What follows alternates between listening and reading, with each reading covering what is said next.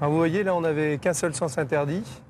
On a renforcé avec des panneaux qui sont quand même beaucoup plus lisibles et qui sont notamment visibles de nuit. Pierre Lagache a perdu sa fille de 23 ans dans un accident de la route il y a tout juste un an.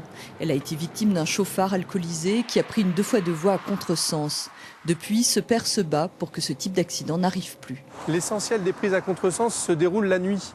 Et donc, avec le mouvement des phares, il est important que ces panneaux soient vraiment visibles.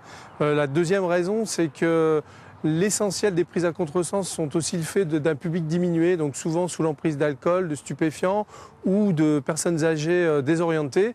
Donc ce renfort de visibilité est indispensable. Les accidents dus à des véhicules qui circulent en contresens font 30 à 50 morts par an. Dans le Lot, le Conseil général a suivi Pierre Lagache et décidé de mener une action pilote pour prévenir ce type d'accident.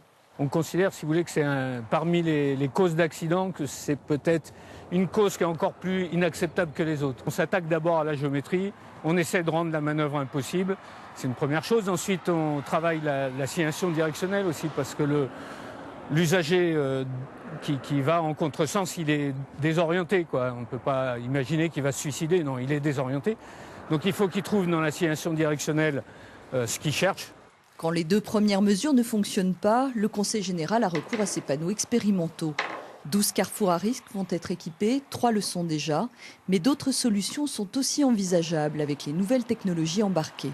On a tous aujourd'hui une radio dans sa voiture, on a très souvent un téléphone portable, mais de plus en plus un GPS. Et c'est vrai que via ces technologies, il est tout à fait possible d'envisager de diffuser des messages ciblés qui permettent de prévenir du danger. Le père de Charlotte a aussi créé un site internet, Contresens routier Agissons. Une pétition est en ligne, une façon de sensibiliser chaque automobiliste. Charlotte a été victime d'un chauffard, un drame qui ne doit rien à la fatalité, mais peut hélas se reproduire.